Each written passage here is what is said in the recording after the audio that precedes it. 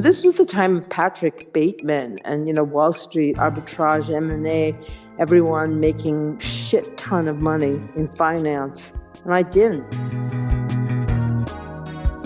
One of the first kind of panics about political correctness, this kind of obsession in the culture with the control of symbols and the way that people talked, and then of course the backlash against that, which was in the early 90s. And then after the failure of Occupy, it was just a few years before we had this explosion of symbolic politics.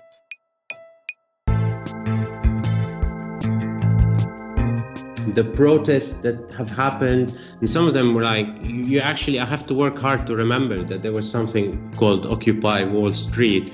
This manifests this lack of durability of moments of hope and moments of attempts of change, and the lack of accumulation. It's almost like when you remake a movie rather than when you accumulate social struggles towards a higher purpose.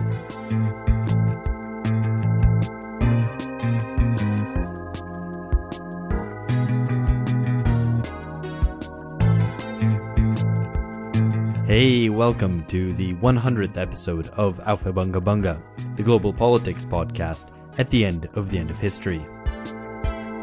We thought we'd take this opportunity to say welcome to all our new listeners and to state or restate what this whole thing's about. Alpha Bunga Bunga is myself, Alex Hohuli, and George Hoare and Philip Cunliffe. Over the past 30 or so months that we've been doing this, we've sought to answer the question, is politics back? And if so, how and where? And along with a whole range of other ensuing questions, how might popular forces take charge of it? Take charge of politics, of history? Before I say any more and introduce the 14 contributors to this anniversary episode, I've got to get these short plugs in, so bear with me. If you don't yet follow us on social media, we're at BungaCast on Facebook, Instagram, and Twitter. This is a free episode of the type that comes out every 2 weeks, and if you've been enjoying these for a little while, might we suggest subscribing to our Patreon, where we put out original episodes on alternating weeks. Those Patreon episodes involve deeper analyses of a specific question, or roundups of global politics. We have reading clubs, and occasional appearances from some of our regular guests, which you'll hear more about in just a second.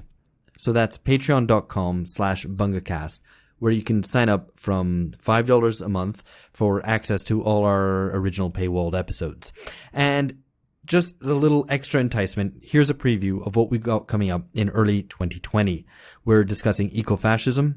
There's a whole series on the professional managerial class. We're assessing J.G. Ballard's relevance to our times.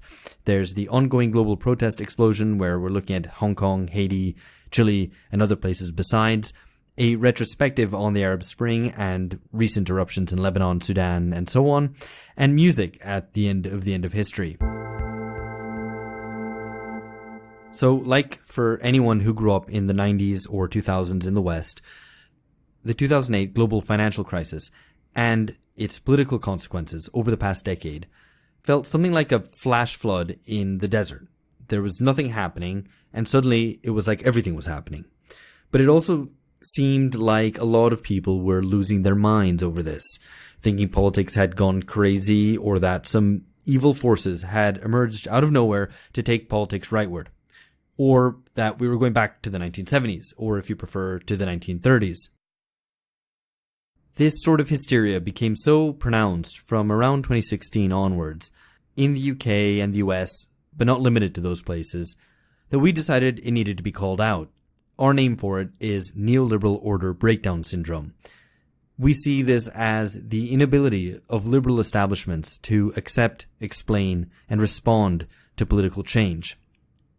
And that's the thing here. The assumption on the part of political establishments since the end of the Cold War was that all important questions were basically settled, that there was only one model to follow. The world was going to gradually converge around the formula of Western liberal democracy. That's what normal was. And if you weren't normal yet, you just needed a little pushing along, sometimes by disinterested experts, sometimes by international institutions, sometimes by aerial bombing campaigns, all the way to normality. But for us, these are exciting times. It's an opening. The past 30 years were, in fact, abnormal because there was no longer any systemic challenge to capitalism.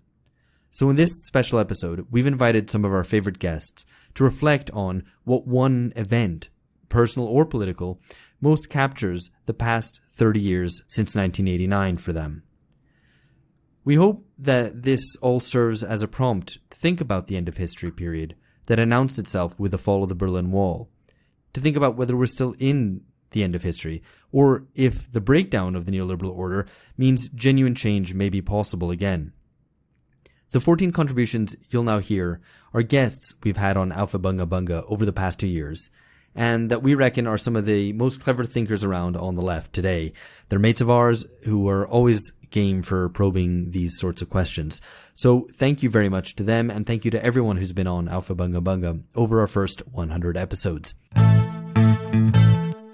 Right then, so the first 7 voices you'll now hear in order are Maren Thom, David Broder, Ashley Frawley, Catherine Liu, Angela Nagle, Benjamin Fogel, and Alex Gourevitch. We'll then have a brief little chat amongst the 3 of us, Alex, George, and Phil, before you then hear, in order of appearance once again, David Adler, Amber Lee Frost, Anton Jaeger, James Heartfield, Leigh Phillips, Lee Jones, and Karl Sharro. If you don't recognize the voices and want to check who's who, the names and timestamps of their segments are in the show notes below. Finally, BungaCast listener, if you want to offer your take on the one event that most captures the past 30 years since 1989, we would very much love to hear it. You can send us it via audio, video, or text. Send it to us on Twitter or email. Our email address is alphabungabunga@gmail.com. And once again, we're at BungaCast on all social media platforms. So right now, here's our guests on the 30 years since 1989. So what characterizes it for me is the love parade phenomenon. And I'm going to talk about it in a second, but I want to talk about it because I think the love parade for me represents this kind of tiny moment of optimism and the almost potential of absolute freedom that was felt in the post-political of the very early 90s. I don't know if anybody, you youngsters are familiar with the love parade.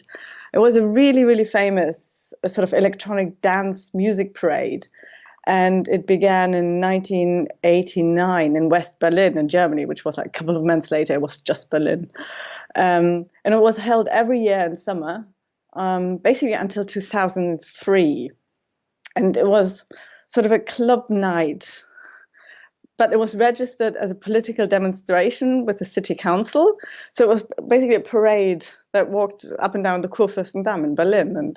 And basically it grew exponentially from year to year. So started in 1989 with like 150 people. And then already in 1990, you had like 2,000. And then 91, you had 6,000. Then next year, 15,000, 30,000, 100,000. And by 1997, it was 1 million. I want to say that it was not coincidental that the Love Parade happened in Berlin, and that it was in Berlin that techno music really took off after the wall came down. And how this kind of movement was embraced by the city itself, this kind of symbol of this new age in which meaning was meaningless and everything was full of potential. And so my growing up coincided with this post-political moment. I was 19 in 1995, and this is sort of the age when you perceive the world that everything is possible at a moment in time, when the zeitgeist was that everything was possible. So I think my youth coincided with the moment in time in this kind of really particular way. And, techno music itself seems to be this kind of music. It's not music that you listen to. It's music that you experience. So you can't sit down and listen to techno music. You have to be in the moment. You have to feel it. It's purely phenomenological. It's, it has no beginning, no middle, and an end. It's just purely beats per minute. And so it's in itself outside kind of being able to be described. So I grew up as a child during the Cold War, and in Germany I think it was a bit more felt. because, I remember going on demonstrations with my parents against Ronald Reagan's Pershing rockets, who were at the time stationed in Germany. It sort of felt as if politics was going towards something, and it didn't look good. There was a lot of tension, and it felt quite unsustainable. And then in the sort of mid-'80s, this kind of perestroika thing happened. And to me, because I was growing up with this, it felt like a permanent process. So because when you're a child, time moves quite slowly. And so as soon as I was sort of age 13 or so, perestroika was in full swing. And it felt to me kind of normal. It was like, that's how history worked.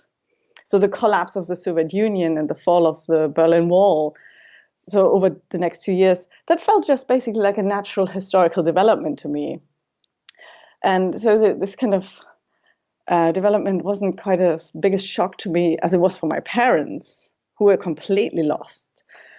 Like the left as such was lost. All leftist organizations were dissolved. So my parents were members of the German Communist Party, dissolved. When I was a teenager, I was a member of the kind of communist youth of my parents' party, dissolved in 1990. I mean, even the RAF dissolved in 1990. So there was no right as such as well. But what was also felt that there was kind of a tension gone, as if you removed like a tight belt.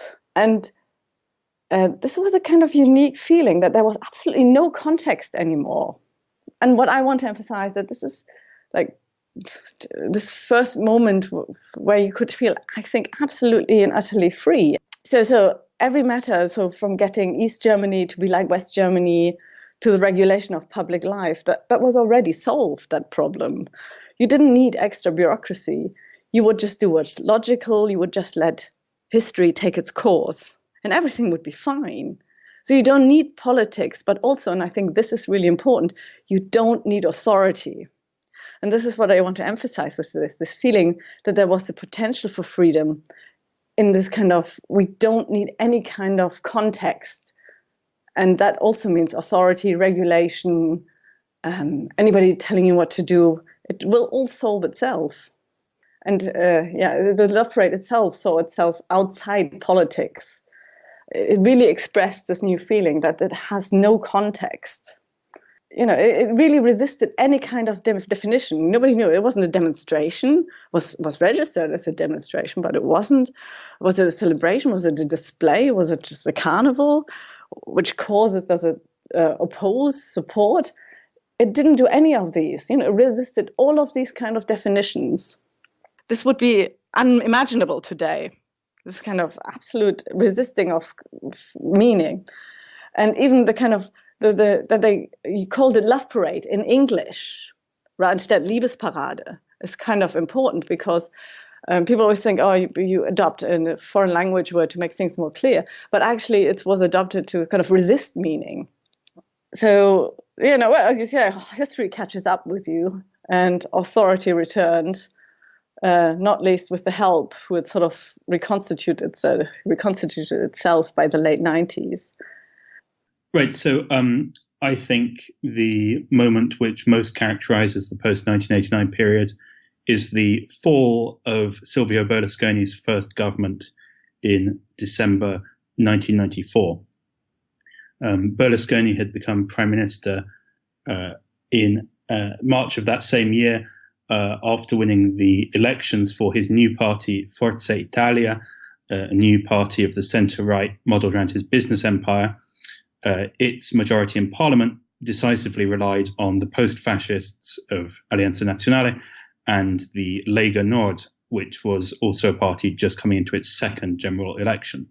Obviously, the Lega Nord now is the most popular party in Italy, and then under Umberto Bossi's leadership, it was surging in the polls and, in fact, elected more MPs than the other party in the 94 election, which was the big election which destroyed the traditional parties of centre-left, centre-right. The Communist Party had collapsed in 1991, forming a new centre-left. The Christian Democracy had been destroyed in the corruption scandals of 92-93, the so-called Bribesville affair, and the Socialist Party was also dying for the same reason. So we had the end of the sort of traditional post-war parties, the big class blocks with mass parties, with mass membership, and so on. So Berlusconi's arrival, obviously, billionaire, tycoon, using his TV empire. Some recent surveys have focused on his use of basically private TV to sell a certain image of the consumer, replacing the voter or the militant in the party. So, it's very well worn, the kind of discussion of the way in which Berlusconi shook up the old forms of doing politics. You no longer have like parties with local branches or theoretical journals or programs or whatever, very personalized and so on. But what I think is more interesting is the fall of his government and the kind of anti-politics that represents. The fall of Berlusconi's first government in December 1994 introduced a lot of the themes which we can see around the world today in the use of the courts and justice and anti-corruption allegations to pursue political ends, unnatural alliances of ideologically diverse parties supposedly just standing up for common decency in politics and such like, but also the celebration of technocracy, of experts, of unelected figures as managers of the political game, intervening when democracy failed. Of course, this wasn't entirely new just in 1994, but what was different in 94, with the end of Berlusconi's government that December, was the way in which the judicial offensive against Berlusconi combined with a political one. In particular, what I suppose listeners might know is that the fall of Berlusconi's first government basically owed to a pact between the PDS, the centre-left party, the heir to the Communist Party, which would eventually grow into today's Democrats, a small party called the Popular Party, which was based on the old Christian Democrats, but also the Lega Nord. And Berlusconi was replaced in January 1995 by a government led by Lamberto Dini, a lifelong public banking technocrat, but who then led a coalition uniting the centre-left, but also the Lega Nord was in the governmental majority.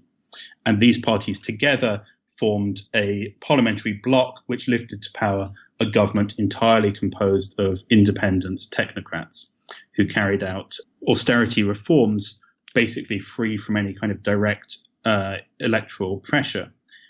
Indeed, the government was formed precisely in the interest of putting off the planned election.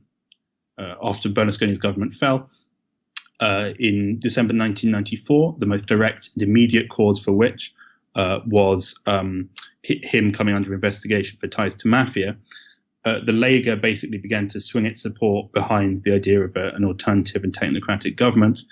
And this was consecrated on December 23rd, 1994, with the so-called Pact of the Sardines. Umberto Bossi, the Lega Nord leader, invited Massimo D'Alema to his home, along with the leader of the Popular Party, who I mentioned, the former Christian Democrats, and they basically sat down and set about planning a new government, which would unite basically all of the main forces except for Berlusconi. Their aim was to create a technocratic government which could force through particularly cuts to the pension system, while also holding off the spectre of fresh elections.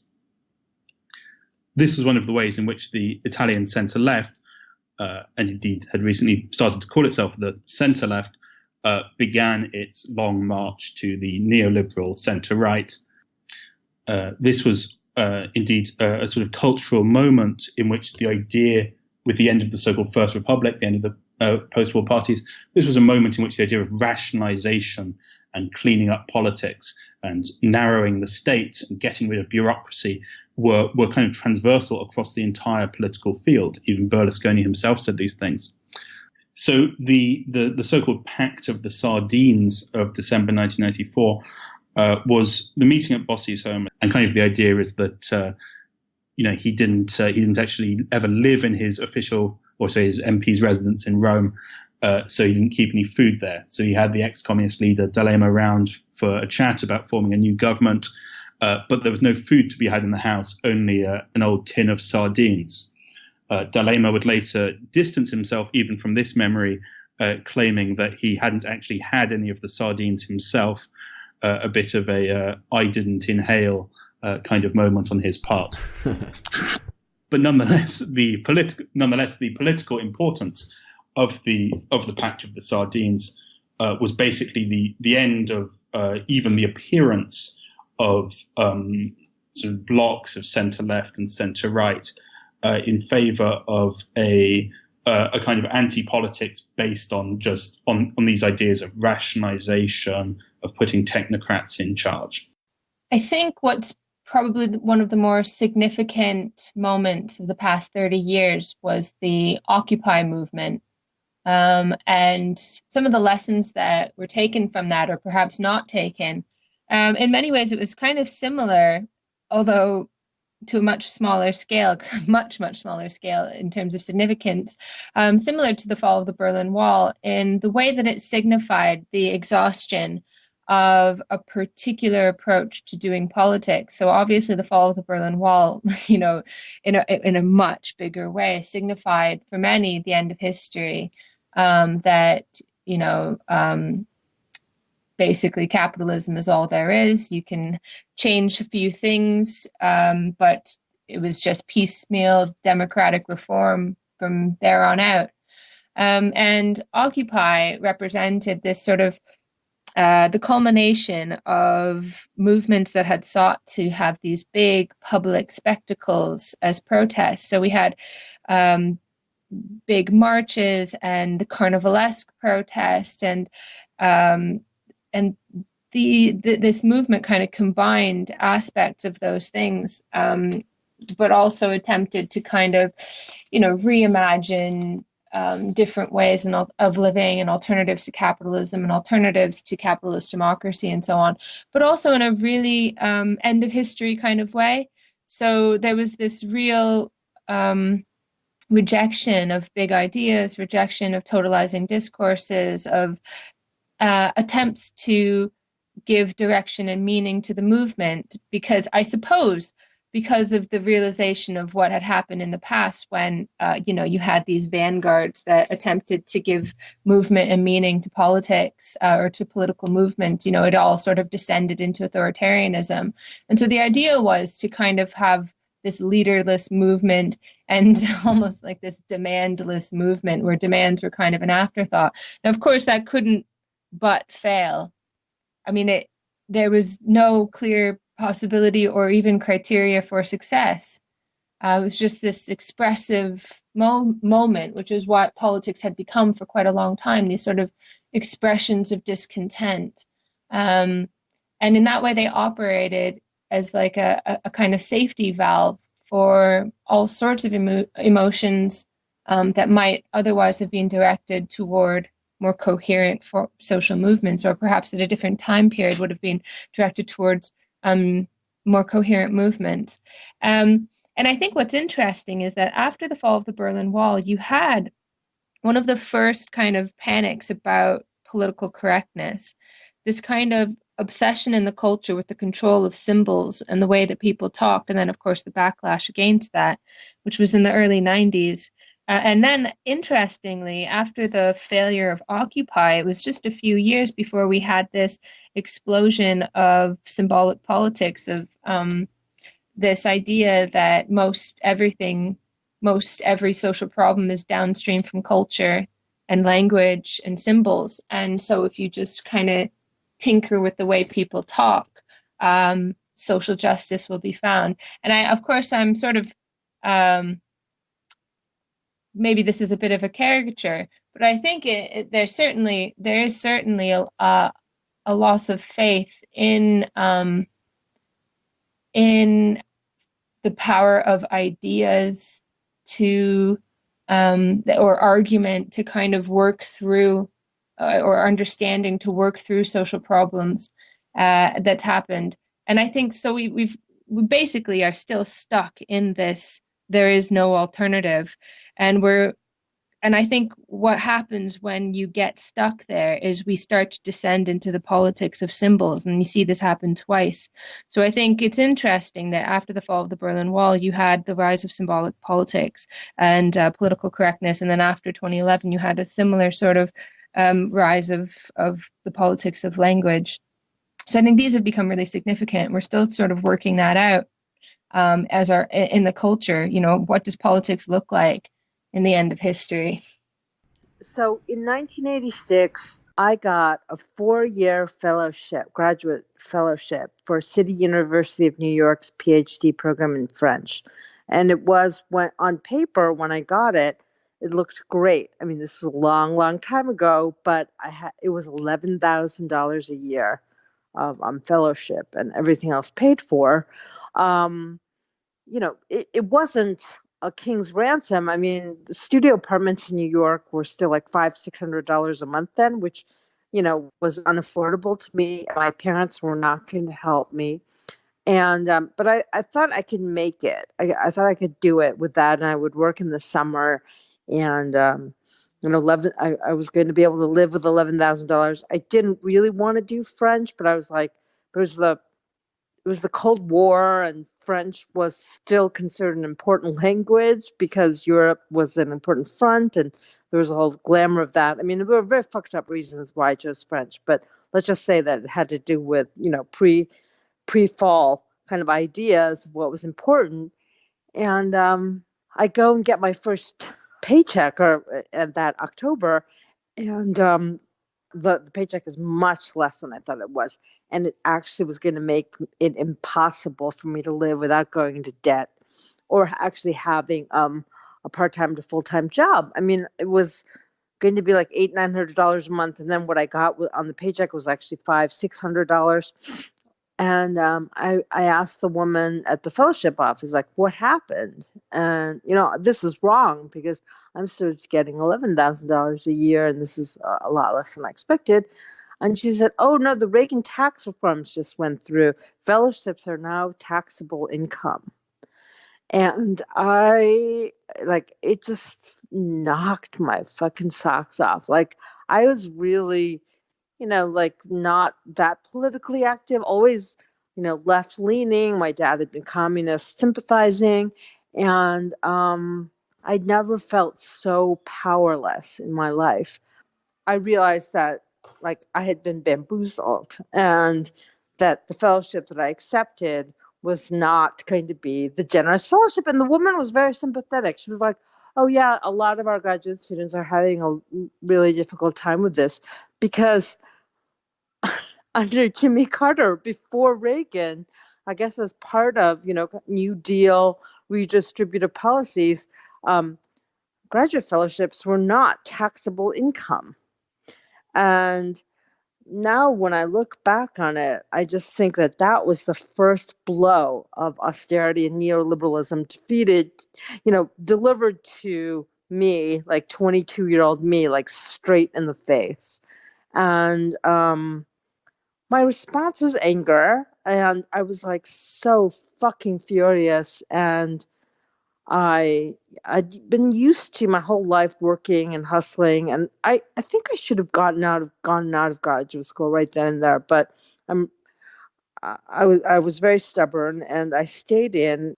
I look back on this now, and I think the rich and corporations and Wall Street guys had gotten a tax cut out of the Reagan tax reforms, and graduate students got to pay taxes on their income.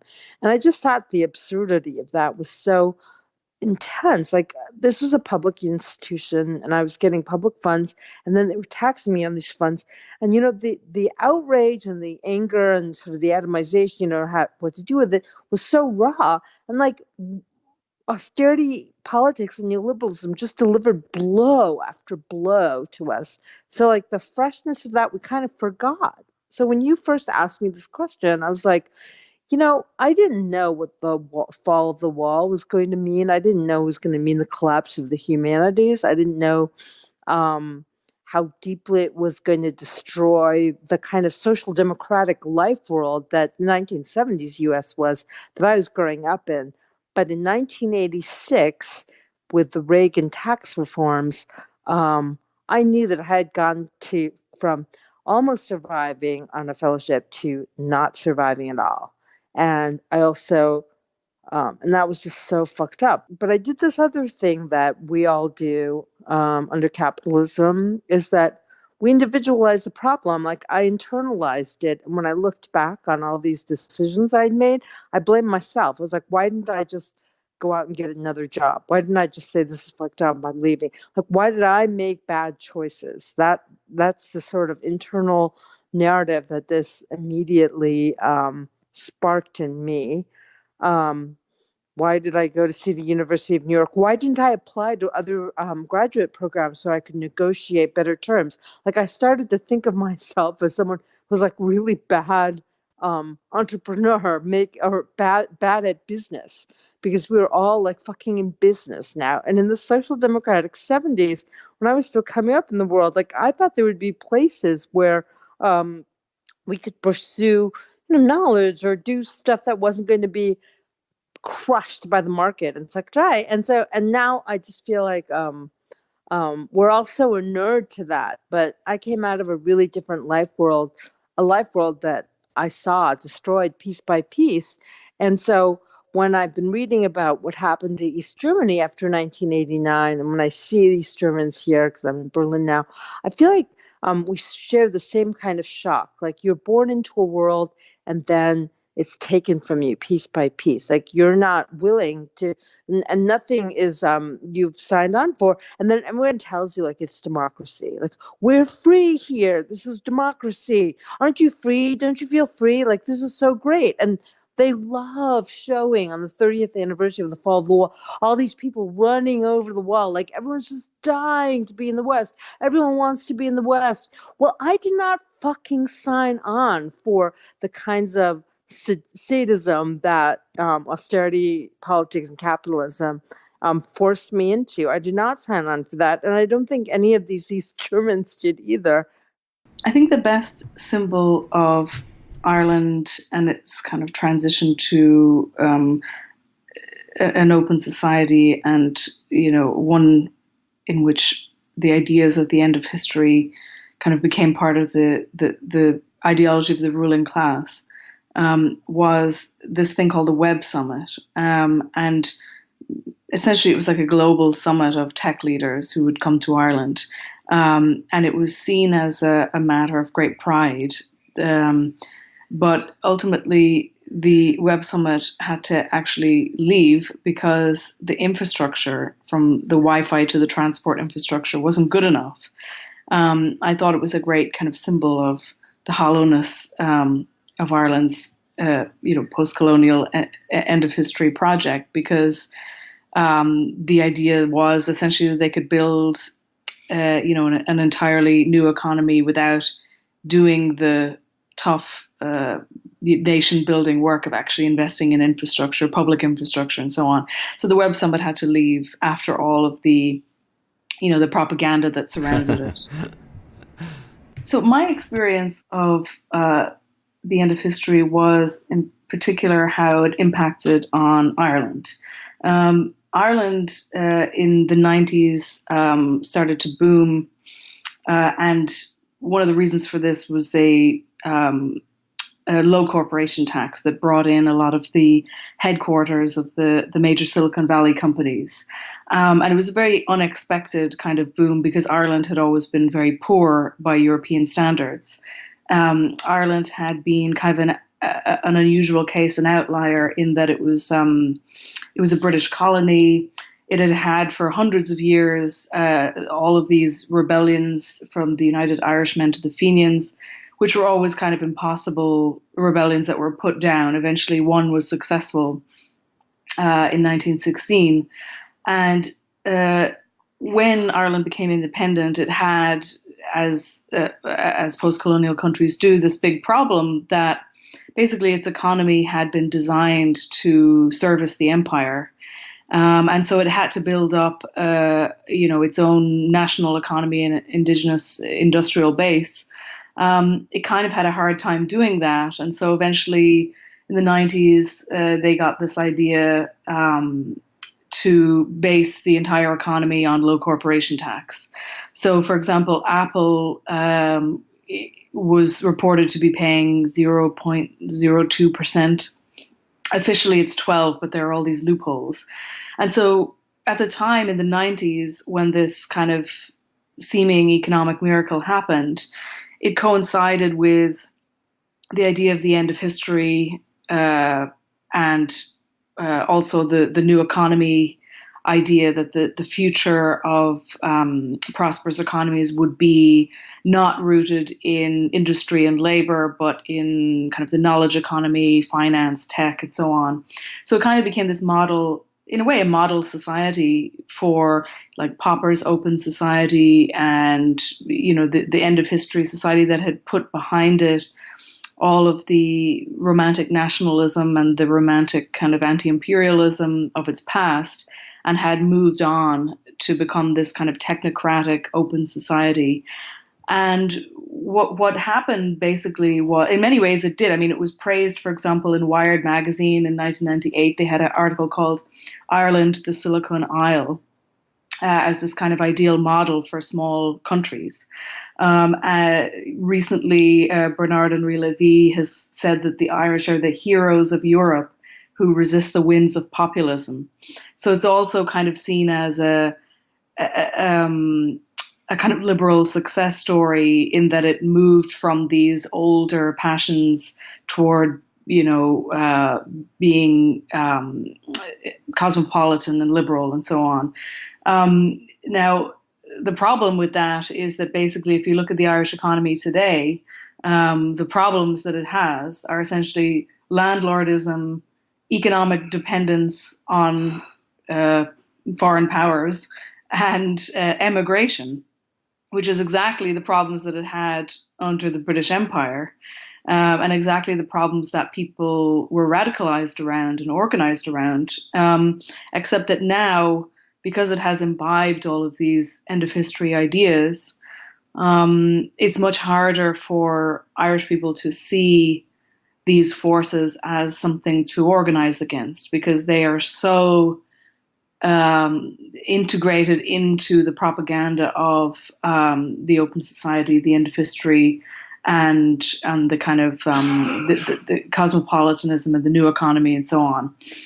The thing that kind of brought it not completely crashing down, but at least caused the narrative some problems, was that there was a huge, because it put so much emphasis on speculation, there was a huge property bubble burst, and then a bank bailout, which was, Ireland has never really recovered from since, and is still paying off in many ways through, eating into public services and so on.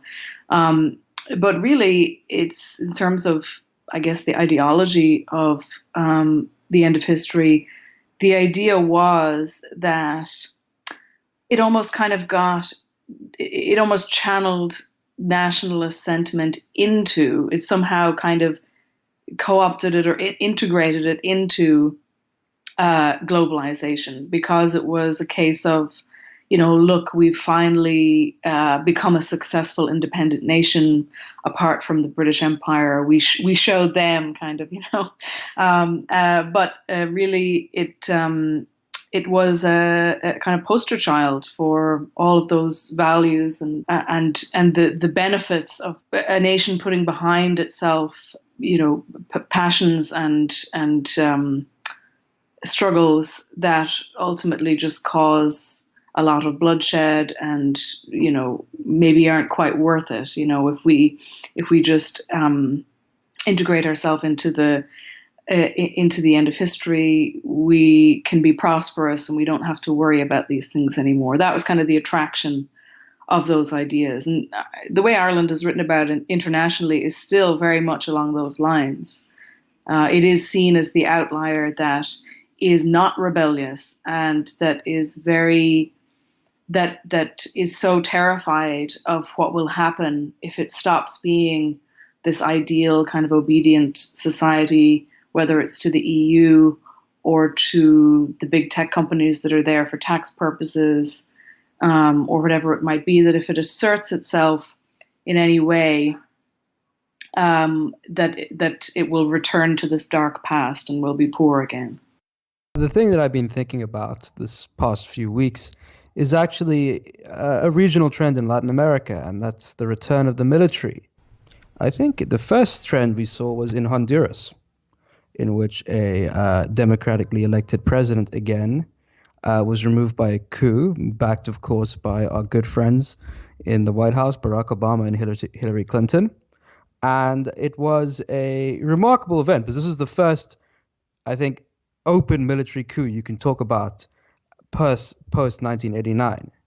And in this, you have an immense amount of repression that's brought to bear, backed as a defense of democracy, because these things are always portrayed as defense of democracy, that removed the center-leftist government. And I think this is the first trend you have in the region. And people sort of dismissed Honduras, but it's a small country. But you see, this is something which is now happening in more significant cases. And this sort of trend of repressive interventions of the military, I think, unfortunately, is becoming increasingly apparent. If one were to go back to the 90s and the triumphalist narratives of liberal democracy, democratization had finally set in Latin America. The military had retreated back to the barracks. The dictatorships were over. The region was sinking into democratic stability. There was peaceful transitions of power. It seemed stable. And in the 2000s, after the sort of political chaos by debt crisis that brought the pink tide in the late 90s, early 2000s, you have a period of remarkable economic growth and redistribution. In fact, the first time really since the 50s, 60s period where you see people's living standards significantly improve in the region. But alas, this is no more. Instead, we have a phenomena. And you can see this to an extent in Bolivia. You can see this extent in Brazil. And you can even see this in Peru, is that the military is now taking an active role in politics again. Why is this the case? And how is this the case? In Bolivia, you saw military pressure force out a president in terms of Evo Morales after, by all accounts who have looked in depth, an election that no one actually contests, he won. You have seen Bolsonaro in Brazil appoint more generals to his cabinet than during the height of the military dictatorship. You have seen massive state repression led by the military, including sexual violence and murder and torture in Chile. You saw the military basically shut down Congress in a move. I'm not going to go into Peru, it's so complicated, but in a move which is allegedly to save democracy in Peru. You've seen a more hardline militarist government in Colombia. So what's behind the return of the military to politics? In essence, we have a situation which in some ways bears some resemblance to the height of the Cold War in the 1960s, except gone is the Soviet Union. Instead, the existential threat cited by all these governments is Cuba, the last surviving left-wing government of its type in the Caribbean, and then you have Venezuela, and they kind of play the role of the specter haunting politics in Latin America now for the right. But essentially you have the promise of liberal democracy is something which in Latin America has been dependent on economic growth. And so long as the elite is doing reasonably well and making money, they're willing to tolerate to an extent center-leftist governments. But as soon as the economy starts going a little bit south, they tend to not take losing elections very well. And we have seen military pressure used to disguise because the center-right seems to, A, not be able to win elections against center-left governments for the most part, B, not take losing elections well and immediately call them fraudulent, and then C, the way that they tend to, the politics is going is they move to the extreme right, which is in Latin America combines love of the Bible, Christian shit, as well as nostalgia for military dictatorship and authoritarian rule. So we have here this phenomenon in that the hardening of politics in Latin America has been directed against the center left, which is pretty similar in some parts of the 60s. And all that, because what I think lies behind that is that the promise of, I guess, neoliberalism is gone. Because when they're responding to economic and social crisis, the Latin American right only has one response, and that is, we need more reforms. So your economy is tanking. We need more reforms. We need more reforms. And nowhere can that be a package that can be sold to people except anything through authoritarian means, because the reforms that you've done are actively making lives worse, and they don't seem to be able to restore economic growth. And I think we're reaching the situation in which the sort of promise of democratization over the 90s and 2000s is now gone, and instead there's only on offer from at least one side reforms backed up by the repression of the military. I think an underappreciated moment, a kind of turning point since 1989, is the decision by Elizabeth Warren not to run in 2016, not to challenge Hillary Clinton for the Democratic nomination. The reason that this is important and striking as a moment, and an underappreciated moment, is that I think most people agree that 1989 signaled the kind of end of history, the decline of alternatives to capitalism and liberalism. But now, 30 years on, it's clear from the United States that a kind of a sense of possibility has re-entered American politics. And in particular, it has suddenly become socially acceptable and even exciting to talk about socialism, the meaning of socialism, and sort of mass radical politics. Yes, it's all sort of inchoate and many different definitions of it, but it's undeniably a function of the unexpected success of Bernie Sanders' primary run in 2016. What people don't realize is that initially it was Elizabeth Warren that people tried to get to run against Hillary Clinton. After the end of Occupy and the clearing out of Zuccotti Park, a number of people who had been part of the occupation and who had watched it decided there needed to be a kind of national political challenge to the Democratic establishment from the left. And there were extensive efforts to try and court Elizabeth Warren to challenge Hillary. There were repeated draft Warren campaigns, huge numbers of people involved in that inside and on the margins of the Democratic Party. She had been making a name for herself as a kind of economic progressive, a bit of a thorn in the side of the Obama administration, and many begged her repeatedly to run, and she declined. She refused to challenge Hillary Clinton. She refused to take that risk. She wasn't willing to kind of get in the way, really stand on principle. And as a consequence, that kind of left an opening for Sanders, and eventually a number of the people who had been wanting Sanders to run, and even some people who were in the draft Warren campaign, started to look elsewhere. And that is the moment, and I don't know the exact date, but I know it was sort of the exhaustion of the draft Warren campaign in 2014 and 15 that led people to kind of put more pressure on Sanders and look to other people. And Sanders filled that void. And I think there's no question that if Warren had chosen to challenge Hillary and taken up that space where she was at that point in 2014-15 still a kind of leading figure, much better known than Bernie Sanders, then American politics would be much narrower, because it would have been a campaign between two committed capitalists about the nature and degrees and ways of regulating capitalism. The word socialism would never have really been mentioned, perhaps except by Hillary to try and smear Warren. But Warren has always committed herself to being much more of the kind of progressive technocrat. And American politics would have looked quite differently. Sanders would have remained an unknown senator from Vermont. There would not have been the same kind of politics drawing people in who hadn't really been participating in politics.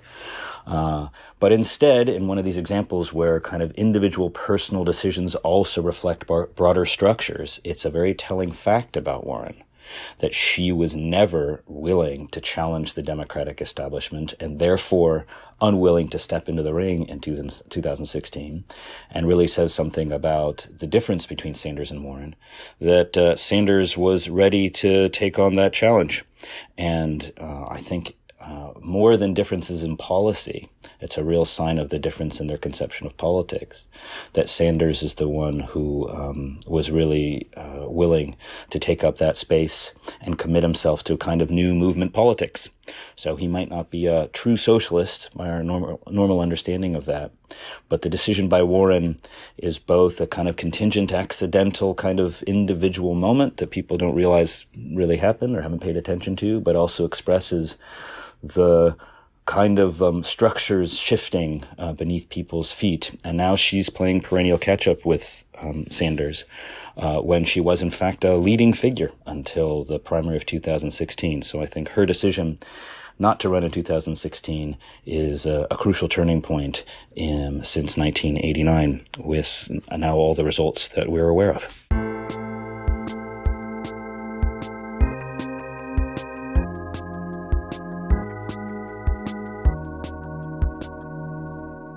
All right, this is Alex Hochuli here with Phil Cunliffe and George Hoare. We're just going to reflect a little bit on those initial segments that we've heard before we play the final set of them. So first of all, there's a question about the end of history and the end of history, and whether we see today's period as, in some ways, a return to politics, something that was repressed for 25 years that's come back now, or whether we're still seeing the ongoing falling apart of what was the 20th century and its political and social and economic forms. So as a starter, are we still in the end of history, or are we, as our slogan has it, at the end of history?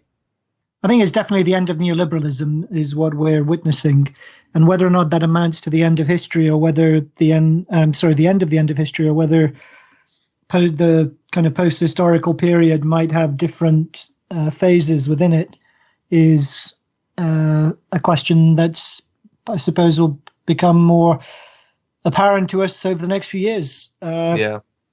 I mean, it definitely feels like something's over, but what's coming next? I mean, of course, there's no left. I mean, if it's good that history's back, or if it's maybe coming back, then it's very, very clear that an organized alternative, a kind of global movement towards socialism, more or less coordinated, isn't really there to to bring these things together and to give some meaning and political direction to this clear sense or clear desire that people have for something different. I think that's crucial, because for us to be able to talk in terms of history, at least in the classical terms of the Enlightenment and Hegelian philosophy, from which the idea of the end of history is taken, it needed to have a protagonist. It needed to have a actor subject that was controlling, aiming to shape the story, and was seeking to master the historical process, its direction, flow, and tempo. And that's still precisely what's lacking. So, I mean, if there isn't a left, and there is, then that seems to me the conclusion that strikes me, at least. Then it seems to me it's very difficult to say that it's the end of history, or at least it's something which still has to be qualified with a question mark for now. So I think that maybe you're right that we can say that it's the end of neoliberalism, and maybe it's easier, at least to start with, to discuss more specific political categories than something as grandiose as history with a capital H. Fukuyama's thesis was premised on the idea that Western liberal democracy would become the model for the whole world, that there'd be no more innovation, that there would be no new paths charted, that you might have little challenges to it here and there, but basically there was going to be no questioning of what that essential format, pro forma model for the world would be. And as some people have pointed out, the force that was the victor of 1989, which was liberalism, ended up actually a victim of its success. And you can see this probably most clearly in the place where that victory was the most pronounced. So Eastern Europe, that's where you have these, post-socialist supposedly regimes, where today there is in all of those countries a significant amount of nostalgia for the really existing socialist past, and that the kind of disappointment with today. And actually, it's interesting because Fukuyama already recognized this when he was writing around 1989, that this would be a kind of morose period, that this would be a kind of post-heroic period where you didn't have big passions inflaming people anymore, and questions would be rather settled, and that consequently you get a sort of lack of meaning, or what Mark Fisher called depressive hedonia. So yeah, I think it's quite striking that the periods 1989 to 2019, or maybe at least to like 2010, the people were, if you look at the overall cultural mood, it was pretty depressed and pretty pessimistic. And this came through in a whole variety of ways, and it's only relatively recently that has seemed to shift in some ways. But I mean, if you take a step back, really at the highest level of what defines our culture, it still is quite negative and quite really absent of anything which gives you a shock of the new. Yeah, absolutely. I suppose one other thing is to think maybe perhaps more concretely in terms of periodization. So what's ending and what's beginning. And so famously, it was the historian Eric Hobsbawm who talked about, so he talked in terms of a long 19th century, beginning with the French Revolution and ending with the First World War in 1914. So a 19th century that began in the 18th century, ended in the first decades of the 20th century, followed by a short 20th century, which was bookended by the rise and fall of the Soviet Union, the effort to inaugurate a new epoch in world history and its failure. So the short 20th century from 1917 to 1989, which then begs the question as to whether or not this is, I suppose, whether or not 1989 was the start of the long 21st century.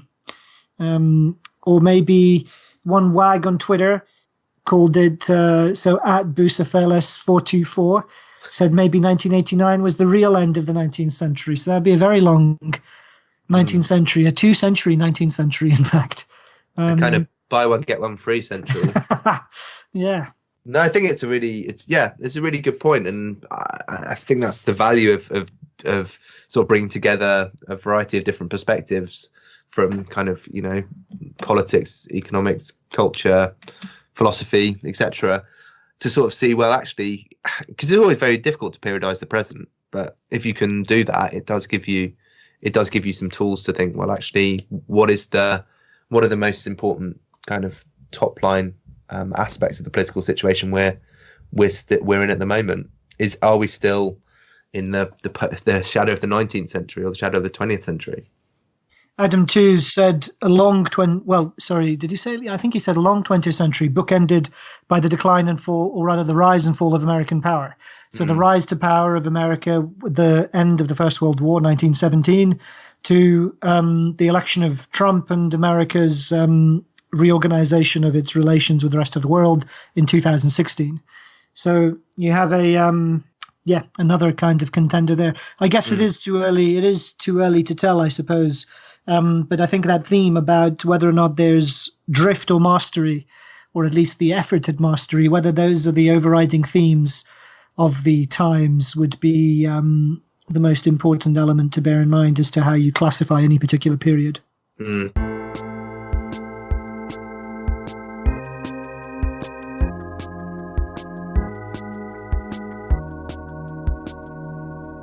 Right, now back to our guests in order. They're David Adler, Amber Lee Frost, Anton Jaeger, James Heartfield, Leigh Phillips, Lee Jones, and Karl Sharro. Date: December 12th, 1991. From Lawrence H. Summers, Chief Economist of the World Bank. Dirty industries. Just between you and me, shouldn't the World Bank be encouraging more migration of the dirty industries to the least developed countries? I can think of 3 reasons. 1. The measurement of the costs of health impairing pollution depends on the foregone earnings from increased morbidity and mortality. From this point of view, a given amount of health impairing pollution should be done in the country with the lowest cost, which will be the country with the lowest wages, I think the economic logic behind dumping a load of toxic waste in the lowest waste country is impeccable, and we should face up to that. 2. The cost of pollution are likely to be nonlinear, as the initial increments of pollution probably have very low cost. I've always thought that underpolluted countries in Africa are vastly underpolluted. Their air quality is probably vastly inefficiently low compared to Los Angeles or Mexico City. Only the lamentable facts that so much pollution is generated by non-tradable industries, transport, electrical generation, and that the unit transport costs of solid wastes are so high prevent world welfare enhancing trade in air pollution and waste. 3. The demand for a clean environment for aesthetic and health reasons is likely to have a very high income elasticity. The concern over an agent that causes a 1 in a million change in the odds of prostrate sick cancer is obviously going to be much higher in a country where people survive to get prostrate sick cancer in that country, where under 5 mortality is 200 per 1,000. Also, much of the concern over individual atmosphere discharge is about visibility impairing particulates. These discharges may have very little direct health impact. Clearly, trade in goods that embody aesthetic pollution concerns could be welfare enhancing. While production is mobile, the consumption of pretty air is a non-tradable. The problem with the arguments against all these proposals for more pollution in least developing countries, intrinsic rights to certain goods, moral reasons, social concerns, lack of adequate markets, etc., could be turned around and used more or less effectively against every World Bank proposal for liberalization. 1991 was obviously a very big year for the World Bank and our budding star, Larry Summers. India liberalized, inviting the World Bank to restructure what had previously been a mixed and socialist economy. And Russia was beginning to open its economy also to the great wisdom of the World Bank. I think it was at a banquet in Bangkok that same year, 1991, the same Lawrence H. Summers asked, what can the West do to drive this process of reform in Russia forward? Stroking his beard, looking out into the audience. Number 1, Larry Summers said, it can spread the truth. The laws of economics, it's often forgotten, are like the laws of engineering. There's only one set of laws and they work everywhere. One of the things I've learned in my short time at the World Bank is that whenever anybody says, but economics works differently here, they're about to say something dumb. Summers would go on to give the most succinct advice to the Russian government that we can define when we look at the question of what was neoliberalism at the end of history. He described it as the 3 Asians: privatization, stabilization, and liberalization that must, in his words, all be completed as soon as possible. It goes without saying that Larry Summers would move on from his position at the World Bank to have an illustrious career at the helm of the most powerful institutions of the United States government, and indeed in the world. And we can treasure this wisdom both for its disastrous consequences in the years that followed 1991, but also for the fact that Larry Summers has never once been taken to task for the depth of that destruction and the falsity of his advice and the just sheer utter criminality of his claim that there is only one set of laws and that they work everywhere. So the thing that came to mind was this recently revived magazine Tribune, which is one of these venerable publications, the old left, that's just been reclaimed by young leftists. And they adopted this Michael Foot quote as its comeback mission statement, sustaining the old cause with the old weapons. So I'm sorry to say, but the boring, obvious truth of the matter is that the primary event of the end of history, at least in America, is Bernie fucking Sanders. Specifically because he's revived the old cause and the old weapons. Bernie just never budged, and after the fall of the wall and the collapse of the Soviet Union and the dismantling of the European welfare states and the decline of their union movements, he just kept going with the exact same program, doing the exact same thing his entire career. And I think the essence of the Sanders phenomenon is this serious reconsideration of what's possible based on this prematurely retired idea of politics that are actually still relevant. And this isn't to say nothing has changed, But a lot of people are coming around to the idea that it's still the same fight it was before the end of history. It's the same conflict with the same players. It's capitalism versus humanity. Bernie was just like never fazed by it. He kept the faith, and that has a real chance of paying off. And if you think about it, like, what a romantic. Everyone else came to the conclusion that it was the end, that like socialism was this brief glitch in human history. And Bernie knew that it was the end of history, or the end of class politics, that was the actual glitch, and that eventually we'd come back around to it. So I don't want to jump the gun, because I agree with Adolf Ray Jr. that there's no left in America and hasn't been for some time. I used to wonder why there weren't more Bernies, and I think I've arrived at the conclusion that the end of history was just unbelievably traumatic in ways that we've had a lot of difficulty reconciling with. There was an article in Damage Magazine called Everything All of the Time that refers to this as an inability to mourn defeat, because that would require confronting like a very painful loss. And the Freudian psychobabble, like Compliments of Carl Abraham, says that the mourners become manic and will, quote, devour everything that comes their way. And like, what a better diagnosis of the post-Marxist left, right? They talk about the devouring mania to just refer to niche intellectual trends that have been employed to essentially procrastinate confronting that defeat. So like intersectionality, Trotskyism, mutual aid and solidarity economy, communes, horizontalism, occupation, autonomism, post-Marxism, post-work, insurrectionism, post-political populism, fully automated luxury communism, anything to avoid acknowledging our loss. The article concludes by saying that most of these people didn't live through the 60s, but what they are mourning was a lack of political possibility, a time when the left was, quote, clear thinking about the nature of economic exploitation and still to some degree had organic links to a working class base. That political power is what is being unsuccessfully mourned today, and a successful reconstitution requires moving the mourners past their temporary mania, freeing them from the influences of those with true circular insanity, you know, like professional leftists. So Bunga spends a lot of time trying to break from this lifestylist leftist nostalgia, which I think is a great project. But I do believe that in America, we're in desperate need of a reconciliation with our past. And I don't mean our past as like Americans or American history. I mean our past as socialists, like a past where we believe that history wasn't yet written.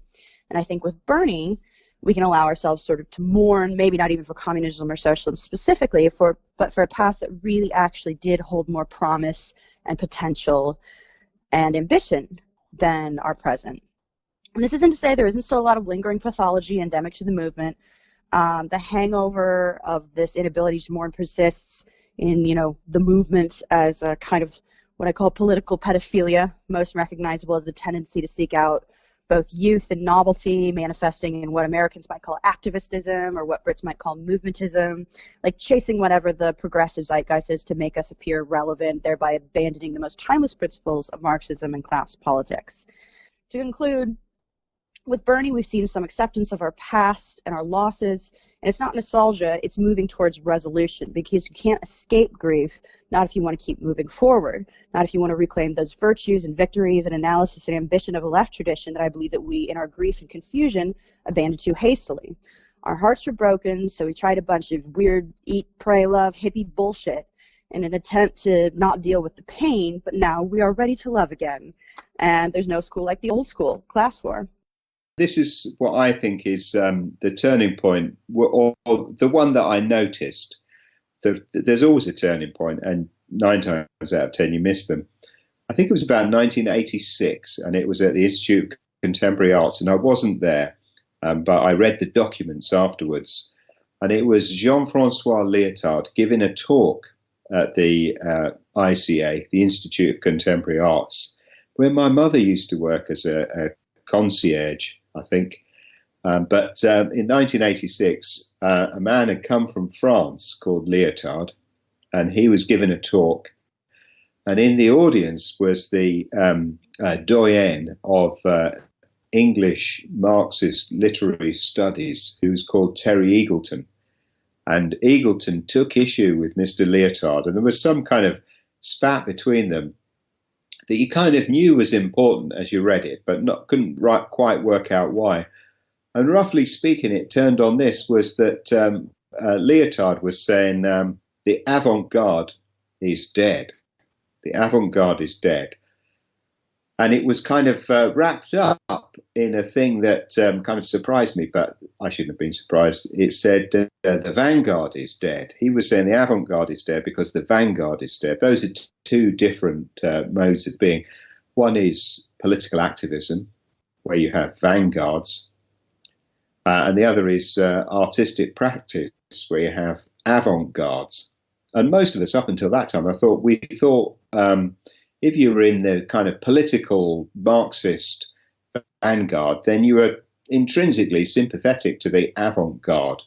And sometimes when you were feeling a bit lonely, I guess, and the vanguard looked a bit shaky and cold, you could take a certain amount of succor from the idea of the avant-garde, that, you know, even if the vanguard is a bit hard to locate, at least we're on the side of the avant-garde, the transformative.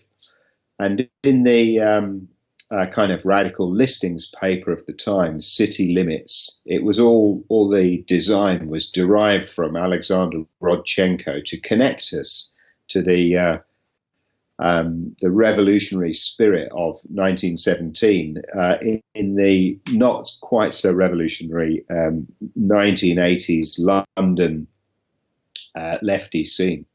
And then this French guy popped up and said, by the way, that's all rubbish. You know, that avant-garde, that's as big of a myth as the vanguard. I didn't like either proposition. And I guess Terry didn't either, because he was there taking issue with this thing. But as I can put it all together, I kind of realized, or I began to realize, it took me a long time to work it out, but I began to realize that the game was up. You know, there was something about the Leninist model that Mr. Lyotard was making a reasonable point, that the transformational vanguard, the differentiation in the working class, that meant that there was a kind of leadership that would inspire the masses, that would be a kind of conveyor belt between the Marxist perspective and the broader mass of people, that was gone. And as he said, you know, with a certain amount of sense, your vision of the world, where there is artistic dullness, generally speaking, a kind of cultural dullness, and yet an avant-garde breaking through, is the same mythical kind of world that that he was critiquing. All of this kind of cultural critique, analysis of language, analysis of ideology, all seemed to be part of, at that moment, a kind of a project of revolutionizing society and everything. And weirdly, very quickly turned into something very different, which was post-structuralism. And that was the kind of core set of ideas, which not only did they make themselves universal, pretty much, the philosophy of the time, but they did so really without anybody noticing. And it kind of post-structuralism as a philosophical outlook, I think it's so persuasive, really, because very few people understand that it is a philosophical outlook or even a proposition, and much of its assumptions are kind of smuggled in to contemporary thinking, often through the medium of radical thinking. And the core presupposition, the core assumption of the post-structuralists was the one that Lyotard had explained a few years earlier in 1979 in a speech in Canada, when he said the age of the grand narrative is over, meaning that that big story where there was a protagonist, and he said it doesn't actually matter which the protagonist is. Is it the rational subject, or the proletariat, or the feeling romantic being, or whatever? He's saying that all of those stories were fundamentally broken, and that the proper attitude was one of skepticism towards these grand narratives, these big stories with this dynamic subjective agent at the core of them. And I felt that we were suckers. Basically, we were really like turkeys for Christmas, because all of us radicals were taking this, the most radical piece of recent thinking. We were treating his treatise against the avant-garde as the avant-garde. You know, this was the latest in thinking from France, and not really understanding that what it was it was disaggregating or involuting, or whatever the word is, a kind of turning inside out of Marxism, essentially, of the Marxist theory, whose core proposition is that there is no human agent. All of the Marxists, all of the radicals were taking this as the latest word in radical thinking from France, and the meaning of it was we can do nothing. That our critique will leave nothing disturbed. It will only kind of illuminate the darker corners or the more obscure corners, and it would cease to have a transformational meaning, which is what it meant, I think, really, to dispense with the avant-garde. And what the avant-garde was really a kind of a MacGuffin for was the vanguard, the idea of a vanguard transition, of a transformatory role for thinking and acting. Okay, excellent. And I love that you've tried to subvert even our proposition here by choosing an event that actually predates. No. That predates 1989. That even just as a way of saying that you were there first. But I like it. That was actually quite vanguard, as I've made perhaps even avant-garde in your selection. So I think the most symbolic event, although event is kind of overselling it, it's really just a bit of statistical data that I find highly symbolic, was to be released 2 months ago in late September, in which a Flemish newspaper called De Morgen put out a poll in which it showed the results for the whole range of political parties. But this was barely 3 months after Flanders itself had an election, which had kind of radically reshuffled, but also reinforced trends that were present there before, where the Flemish nationalists maintained their position, or they lost sensitively, but they actually lost to a radical right-wing party that has been going strong since the late 1990s. But what's so interesting about this poll is that actually, historically, it's a very unique poll because it's the first poll in which the Christian Democrats, who once used to be really the most powerful party in Flanders, but also in Belgium, are polling under 10%. So you have equally dramatic results for the socialists and even for the Green Party in that poll. But the really revolutionary thing to me is that under 10% result for the Christian Democrats, which I think is a historically unique moment that's really unforeseen and hasn't been shown before. And the way to draw the world historical importance of this, I think, is by contrasting that result of the Christian Democrats to their post-war status, in which the Belgian state, or even the Flemish state itself, was often called the CVP-staat. So the CVP was the old name for this Christian Democratic Party. But there was literally this sense that the Christian Democrats possessed and were in charge of the state to such a degree that they even fused with it, and that it was hard to distinguish the party from the state. Now, this has a kind of totalitarian ring to it, but it was also mainly that the state had such a strong connection with a certain civil society, a whole set of unions, associations, and churches, university networks, that then arranged the actual accommodation and organization of that state, which meant that if you looked at election results in the 50s and 60s, you maybe have 20% for the socialists in their heyday. You have some minor parties on the right, liberals who might get 15%, but the Christian Democrats are consistently scoring 40 to 50%. And to see an election result, or a polling result, of under 10% for a party that was once said to be in possession of the state is just absolutely extraordinary. And I think it really shows that the 20th century is completely dead and we're moving into something new, which we haven't fully figured out by now. And of course, this isn't just about Belgium, but I guess your contention would be that this symbolizes something of a phenomenon, a trend that's happening across Europe. Yes, absolutely. And I think Belgium, or Flanders in this case, is just the most explicit example of something you can extrapolate across context. And what's so interesting about the relationship with 1989 is that we tend to see 1989 as the end of history. So it's a kind of caesura. It's a kind of cutting off point in which things take a completely different direction. But I actually think it's the start of what you call a zombification process. It's a death of something that's been there all along, and it's just taking us 30 years to realize that the patient has died and that the patient is now ripe for burial, and that all kinds of morbid symptoms are rearing their head. Because the interesting thing is that the 80s and even the 90s saw really exuberant kind of civil society romanticism, or even a cult of civil society on both sides of the Iron Curtain. So you have that in Western Europe, where you have all kinds of French thinkers celebrating spontaneity and society against the state, while in Eastern Europe you have this dissident moment where these Polish and Hungarian civil societies are celebrated as counterweights against the totalitarian Soviet state. What you actually see is that the civil society that's celebrated in the 80s and 90s is incredibly precarious and actually quite slim.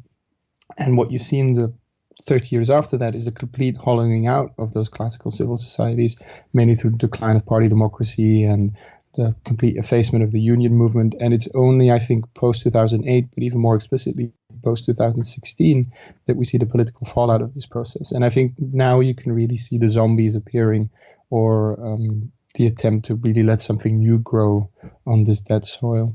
Is there any factor that you would point to which is a more positive one, rather than merely the decline or absence of something that was previously there? So the story in Flanders is very markedly one about the rise of postmodern politics in action. So I think postmodernism as an intellectual movement had its heyday in the 80s and 90s, but there was an aspect to it that was purely ideational, in which it was very academic, and it was about academia observing the outside world. While now I think postmodernism has really arrived in politics, and it's invaded politics to such an extent that it's just a practice. It's a kind of natural environment in which people thrive. And you can see this very clearly in the party that won the last elections, that it is still polling as highly, which is the N-VA, or the N-VA, which is the Flemish Nationalist Party. And what's so interesting about this party is that it's the richest party in Western Europe. Its capital equals the sum of all the Dutch political parties' capitals. So they own immense amounts of money. They have a very, very expansive real estate empire they've built up in the last 30 years, or last 20 years mainly. But they actually don't have any classical civil society institutions to which they're connected as a party. And you can see this, that they have 30 people working in their media division. So you have one person who's paid full-time to look after their Twitter accounts. You have one person who just does Facebook. I mean, just imagine this as a full-time job, is just like taking care of an online account for a political party. Then they have two people who manage the television appointments. Then you have a person who just manages a relationship with the mainstream press. So this party is a permanent digital war machine that is actually very bad at policy and has an enormous personnel problem because it just can't get the right people in government, but which is so geared towards sound bites and clicks, which has the most intimidating Twitter presence, which is literally building up a sort of alternative civil society online. And as I said, this is just postmodernism in action. It's no longer a kind of ideational diagnosis of what's going on with the world. It's just postmodernism as a political praxis. And 1989 gave us some kind of foreboding of what was coming at us. But I think there were too many of the classical structures left to actually make this void visible. I mean, yeah, so what Peter Mayer has called the void left by party democracy is now only becoming explicitly visible. And post-2016, I think that, yeah, this postmodern politics is really coming into its own. It's maturing into something far more comprehensive than anything what we've seen before. So, yeah, I guess I've chosen Greta Thunberg's transatlantic yacht voyage on the Monegasque Royal Yacht. That she wanted to avoid the greenhouse gas emissions from flying across the Atlantic. Although, in the end, there were 6 flights, I think, that had to be taken by the Royal Yacht team. So there was some level of hypocrisy there. But I'm not really interested in that so much as how it symbolizes the utter sort of drop or like extinguishment in optimism, in hope about modernity, the possibility of a fully technologized, modernist, egalitarian vision. Climate change is absolutely a real issue, but instead of looking at it as a challenge, as a technological challenge, and interrogating what are the aspects of the market that inhibit or can inhibit possible responses to climate change to mitigate greenhouse gas emissions, the assumption here is there is no possible way. We must eliminate aviation, and this, this event happened just a few weeks before there was a sort of major finding that aviation was much worse for the climate than we'd previously thought. Prompted a series of rending of garments by by a lot of academics and so climate activists, NGO folks, saying, maybe because we fly a lot, maybe we should actually just not taking flights anymore, take an inspiration from Greta Thunberg. There's these campaign groups like Flying Less or Plain Stupid in the UK, although they haven't been around for a while, but certainly Extinction Rebellion. In this period, Roger Hallam, one of the founders of Extinction Rebellion, was wanting to have a conversation within that group about whether they should use drones to disrupt flights at Heathrow Airport. The only possible response to this very real challenge of climate change is a retreat from modernity, an abandonment of this truly amazing thing that humans had achieved, thanks, the Wright brothers and so on and so forth. And there's no possible the possibility of interrogating market structures and how those can be challenged to better develop clean aviation fuels is just off the table. It's not even imaginable. And I just found this really, really, really symbolic compared to sort of 9 decades ago with Amelia Earhart, where in a very similar sort of period of, fairly dark times, this is the depths of the Great Depression. However, there is this enormous optimism about what humanity can achieve, what modernity can do, if only that we would share it out more equally. And I think Amelia Earhart sort of symbolizes that to some extent in the sense that she's the first woman. So it is an egalitarian story as well. It's not just a story about progress. It's saying this technology, but for women as well. And we, as socialists, we would go further and say this technology, but for everyone. And I think that how does this tie into sort of the fall of the Berlin Wall? And I think we have to interrogate, sort of ask, why has this come about? Where has this drop in the abandonment of the horizons of our imagination come from? And I think we have to really, I don't think we've really come to grips with quite how victorious the neoliberal revolution of the 1970s and 1980s was. That this atomization, individualization, the scale of the destruction of mass organization, not just on the left, sort of trade unions and political parties, but also on the right as well. Charities and church groups and even the Tory party of the UK was a mass organization, many millions of members. Those don't exist anymore to the same extent. And I think that this what neoliberalism basically did was that it's this utter destruction of working class power, and crucially here is a cleavage of the working class from the left.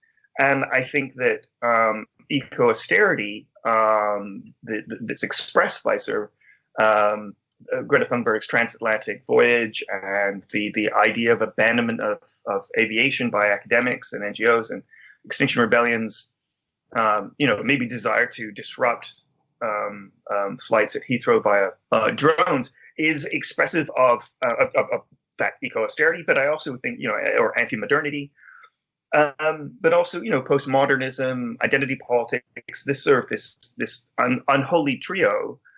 Unholy trinity of concepts are ideological expressions of the academy, of the professional managerial class, of the middle class, resulting from this severing of the working class from the left.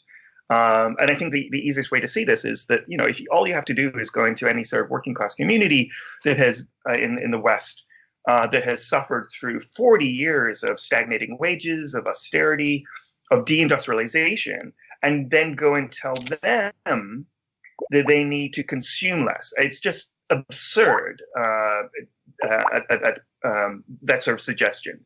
And I think that shows how these ideas of eco-austerity, postmodernism, identity politics, they are you go into the class, and I think they are seen immediately as nonsense. Whereas they have a purchase within the academy, within the professional managerial class. They're a very specific class expression, And that, I think, ultimately comes from, and there's a material reason for that, and I think that is the severing of the class from the left was a result of the neoliberal revolution. So I think there's a few links in the chain here, but that's why I would say that that transatlantic voyage, abandonment of modernity, abandonment of the incredible progress of human flight, 90 years, 9 decades after the first female solo flight across the Atlantic, the other direction, I think is it symbolizes that. I think the single biggest change that we've seen is the entry of 1.4 billion Chinese workers into the global labor market. And you can symbolize that with a lot of statistics. But arbitrarily, I've suggested to you 2015, because that's the moment where China became a net capital exporter. And that's just 36 years after it began its reform and opening up. So in 1989, inward foreign direct investment to China was only 3.4 billion.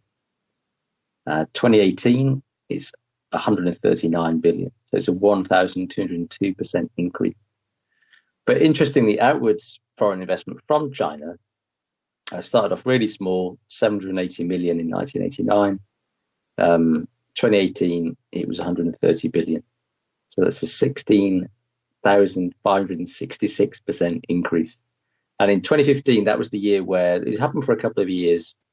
The flows of FDI to China were less than the flows of FDI from China. So it's amazing that this developing country within the space of just a few decades goes from being basically a kind of mostly rural agrarian economy with limited heavy industrial development, goes from that to being this industrial powerhouse, actually exporting capital. And I think China's experience is interesting because it is a corrective to the end of history narrative that history ends because of the triumph of liberalism in the West. But in reality, capitalist development keeps going and it throws up all kinds of new contradictions and crises. So China's entry into the global capitalist market has really restructured how capitalism is organized globally, accelerated the hollowing out of Western industrialized economies, and all the political contradictions that arise from that, so-called left behind populations and populist eruptions. And it's induced really ferocious competition among other developing economies as well.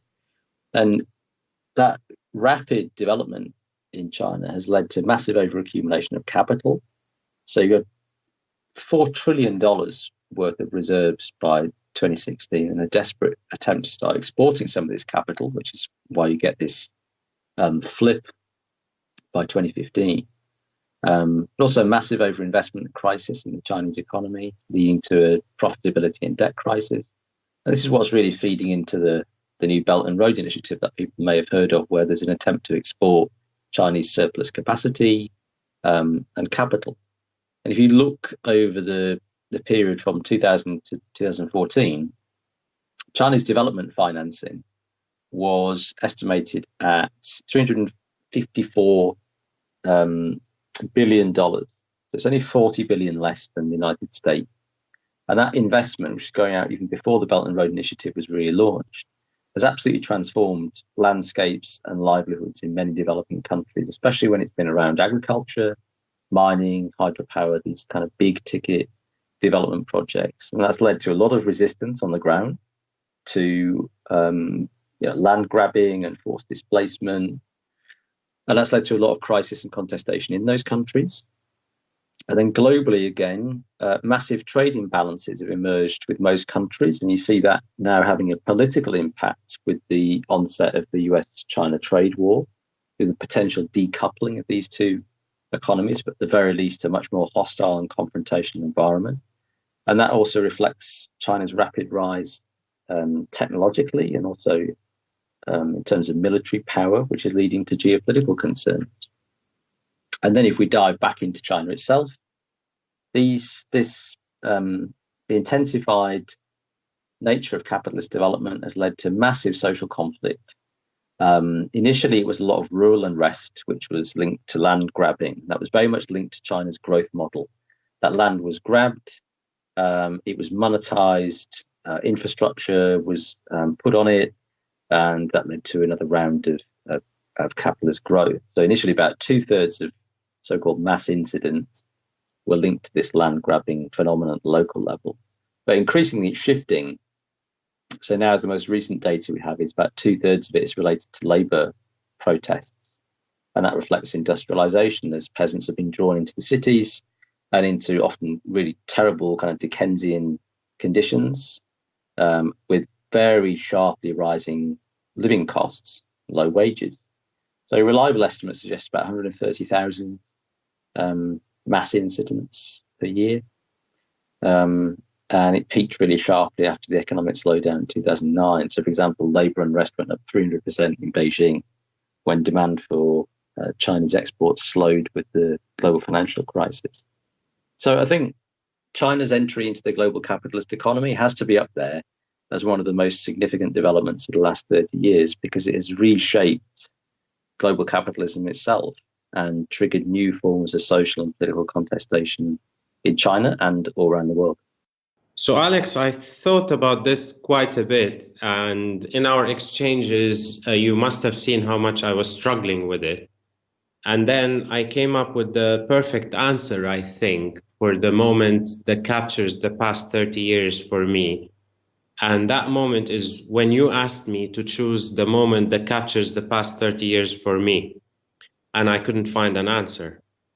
And that was really the moment that I want to dwell on and develop a little bit, because in my mind, I divide my life into two periods, pre-1990 and post-1990. And that's not because I see myself as the nexus of the international geopolitical order or anything like that, but because 1990 marked the end of the Lebanese Civil War. And that's essentially all I knew growing up. So in my mind, the world is divided into the Civil War and the post-Civil War period. And when you asked the question, I think it occurred to me how flattened everything is in the post-war period in my mind, which is clearly not just what happened in Lebanon, but with the collapse of the Berlin Wall and the end of the Soviet Union and the fragmentation elsewhere, I think there were quite significant shifts internationally, which is the larger context that you're looking at.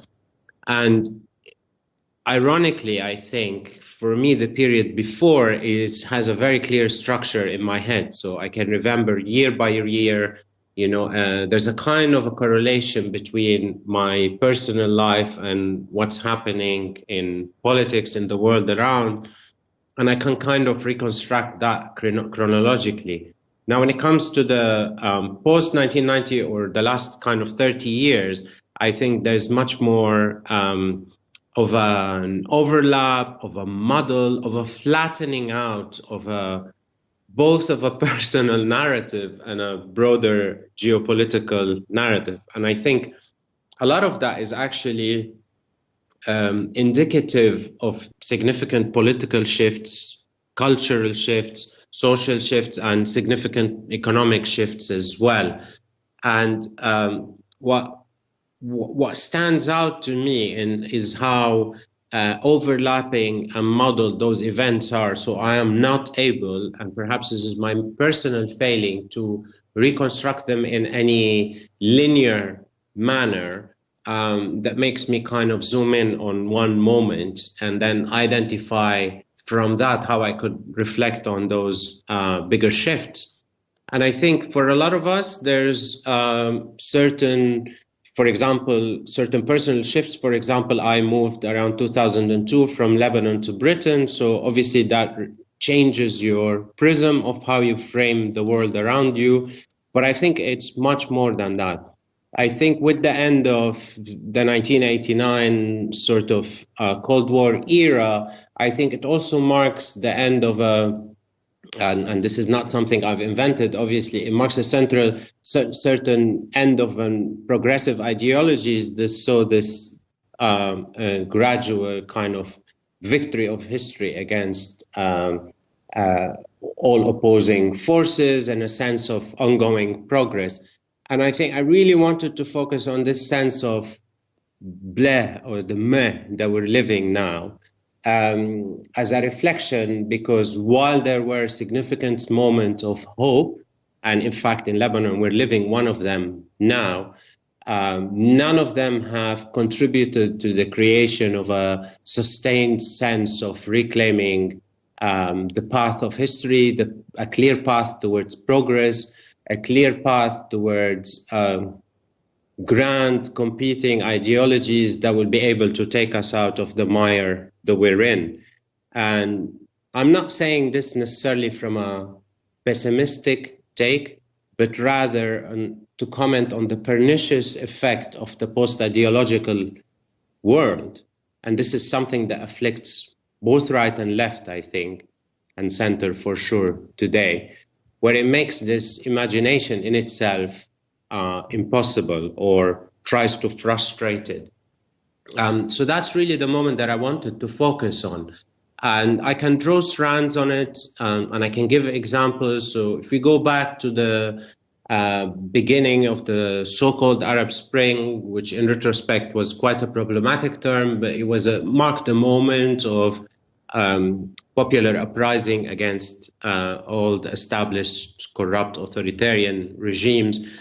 We see how, compared to the historic scale of those events, what materialized was, again, a model. So you look at Libya, you look at Syria, you can recognize the destruction and the devastation, but you can't salvage anything from the wreckage in terms of constructing a path forward. And the same could be said in terms of all the moments and the movements and the protests that have happened. And some of them were like, you actually, I have to work hard to remember that there was something called Occupy Wall Street. So you kind of manifest this lack of durability of moments of hope and moments of attempts of change, and the lack of accumulation. That I think is quite an important word of, it's almost like there's a sense of a repeat. It's almost like when you remake a movie rather than when you accumulate social struggles towards a higher purpose. Now, you can argue that there is more of an awareness of the impact of neoliberal policies and the path that capitalism has been taking and all the manifestations in political and economic oppression and injustices that have happened. But I'm a bit skeptical about that, because I think those moments are quickly hijacked by what I call the culturalist mindset, largely on the left, and its mirror image on the right. So there's a kind of almost systematic attempt to frustrate any ability to return to a clearer path of history, by which I mean a clear political struggle that captures all the frustrated energies that this current system is not being able to satisfy. It's not being able to satisfy them materially, and it's not being able to satisfy them in terms of their aspirations. And we can see that in all sorts of attacks on artistic freedom, freedom of expression, all of that. So we're living in a moment that is quite pernicious and quite able to reproduce its lack of direction, I would say, lack of momentum to transform things and sustain itself. And that is what I wanted to pick up and talk about.